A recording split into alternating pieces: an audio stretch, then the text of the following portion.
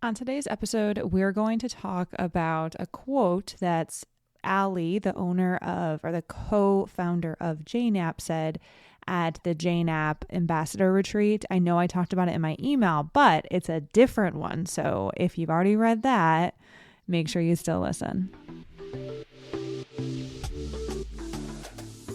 Welcome to the Up in My Business podcast with me, Lex Lancaster, where you'll get an inside look at all things tech, business, and my life as a physical therapist turned digital operations expert. You'll hear all about my lessons as a business owner, the ins and outs of tech for your business, and more. From SEO, websites, and email marketing to automations, launches, and copywriting, I've got you. I'm so excited you're here. Let's dive in.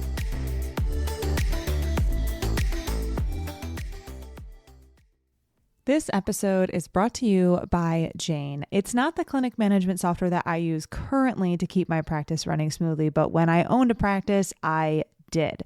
So let's talk about something that can be a little bit uncomfortable, raising your fees. I know this is something that might feel awkward to some, but it doesn't have to. With the bit of planning and care, you can handle it in a way that feels right for you and your patients. One tip is to give yourself at least 2 months to prepare. That gives you time to get comfortable with the change and letting your patients know exactly what's happening. You can share the news through emails, booking reminders, or just a little friendly sign inside your clinic. And avoid over-apologizing. Instead, keep it straightforward and matter of fact. Keeping things consistent across all the ways you communicate can really help avoid confusion. Fee increases aren't always easy, but you're not on your own here. For more tips and ideas on how to communicate these changes with confidence, check out frontdesk.jane.app and look for the article, How to Tell Clients You're Raising Your Fees. And if you're curious about Jane's pricing plans, you can explore them at jane.app/pricing. Their plans are simple with no surprise fees or binding contracts. Oh, and also, if you are ready to give Jane a try, you can use my code LEX1MO for a 1-month grace period on your new Jane account. That's LEX1MO. And to speak for pricing changes, I will tell you, I've been through that, done the thing, both in my practice and this business here. And inside the practice, it was super easy to do because of Jane. So highly recommend Jane. As always, go check them out. Lex1MO gets you 1 month grace period on your new account. Hello, and welcome back to another episode of Up in My Business. I'm Lex Lancaster, your host. I am excited to chat with you today. I'm going to give you a quick recap, and then we'll jump right into the episode, which is going to be short because my goal is to share something that Allie, the co-founder of Jane, said during her I won't even call it a keynote. They basically just had like a fireside chat is what they called it with all of the ambassadors at the JaneApp Ambassador retreat. So without further ado, life and business updates, life updates. You know, it's really funny. I went to the JaneApp retreat for one night. I knew that I could handle just logistically and mental load wise. I knew that I could handle the overnight and like a half a day and then a full day. And so I went Saturday night into Sunday and then I came home Sunday night. You know, I'm going to say it right now. I am not someone who likes to travel alone. I think there's a lot of messaging out there. It's like, if you're a woman, go travel alone. It's the best thing ever. I honestly can't think of anything that I'd rather, I would never want to do that. I hope this doesn't age bad. And 3 years from now, I'm like, who was that talking? But anyway, change is change. But I will tell you right now, I have no interest in traveling alone. It honestly, it just hit my mic with my pen.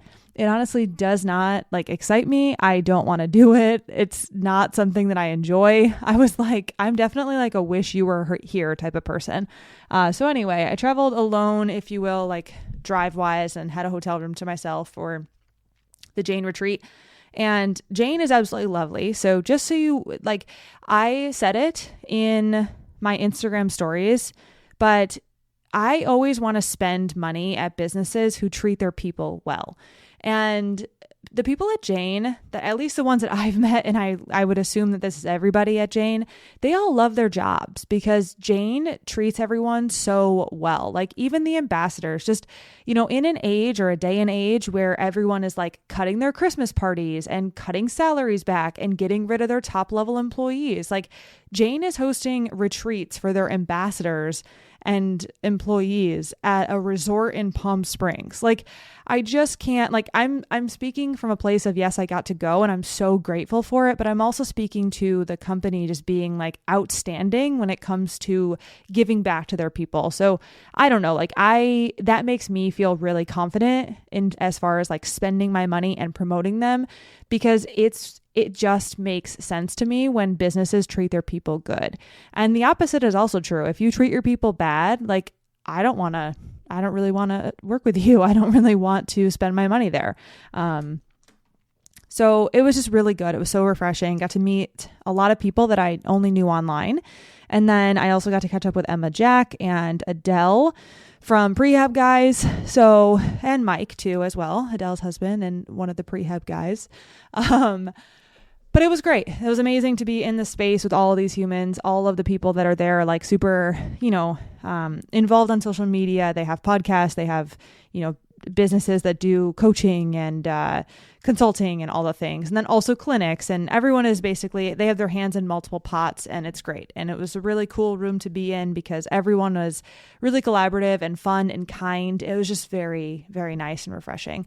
I do think the next time they run one, if I'm invited, I would love to be there the whole time just because, and I also want to find someone to probably like, maybe not room with, because I definitely want to like sleep alone, but to hang out with the whole time and like go to all the things together, because I am definitely like a partner person or like someone who is going to travel with me. I am just not a single traveler. I don't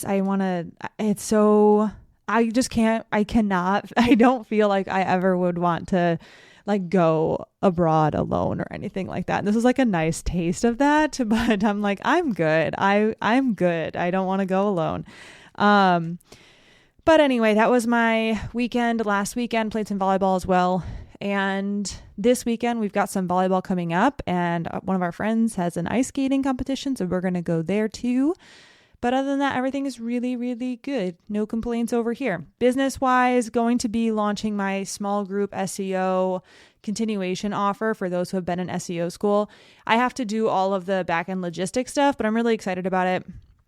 I'm offering, I'll call it a discounted or a starter rate, simply because I'm still building out the thing, and I want the people who decide to invest in the first round of it to be rewarded for said investment. And I think that in my mind, the best way to do it was to, reward them for being there and understanding that all of this is still being built out. Like it's very much there and it will be amazing. It's just while I'm still building it out, I wanted to give the people who decided to invest in it a little something in return as far as like a discounted rate. And I'm keeping it small on purpose, and I'm really excited about it, honestly. Like I am definitely really excited about offering that because I've had some people ask me, and yeah, I'm pretty pumped. All right. I think that's all I have for updates. I'm just looking at my list. SEO school is up and running and it's so fun. The group that I have now is so fun and so engaged, and I did switch up how I did the first Q&A call, and I really enjoyed it. And it's probably how I'm going to run the first Q&A call for the rest of forever, just because I felt like it was a little bit more understandable. And, when you just get the first module on Monday and there's a Q&A call on Wednesday, some people haven't done the module, which is fine. And then even if you have done the module, you might not have many questions because you haven't really gotten through so much content, right?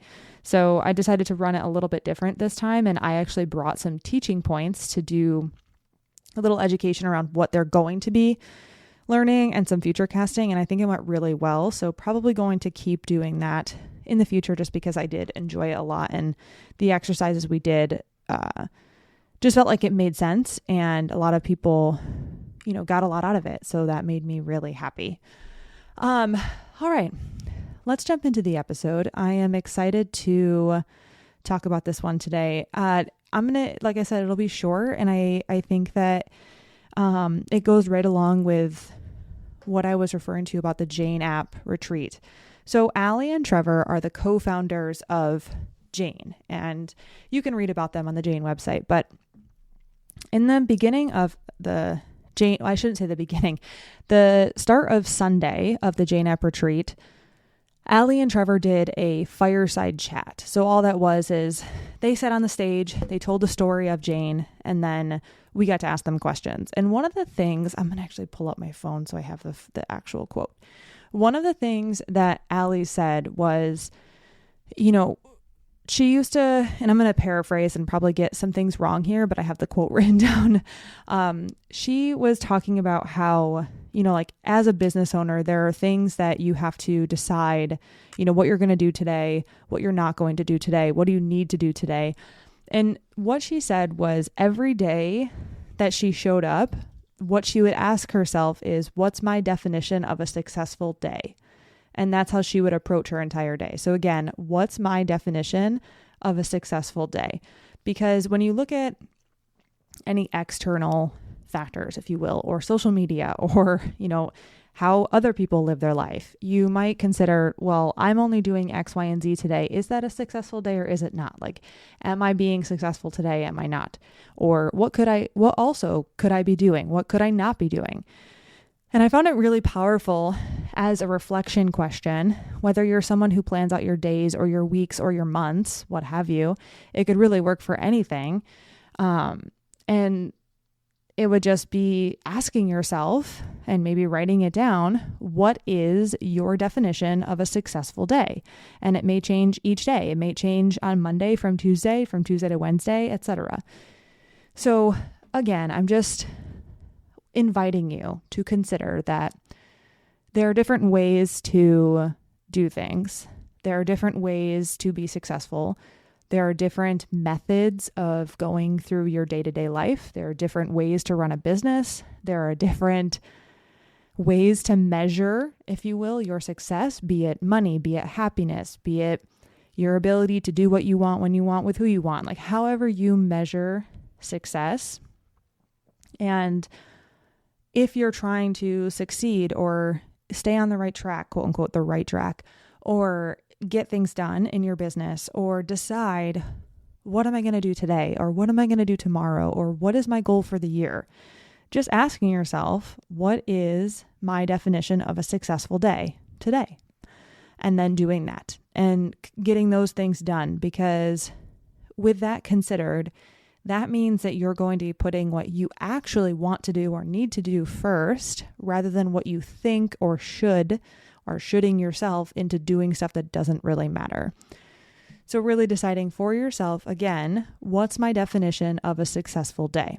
So I invite you to write that down and workshop it, if you will. You can workshop it on Sunday night. You can workshop it Monday night into Tuesday. I'm thinking for me, it's like I have actively workshopped that for a bit, right? So I always ask myself, like, what do I actually need to get done today?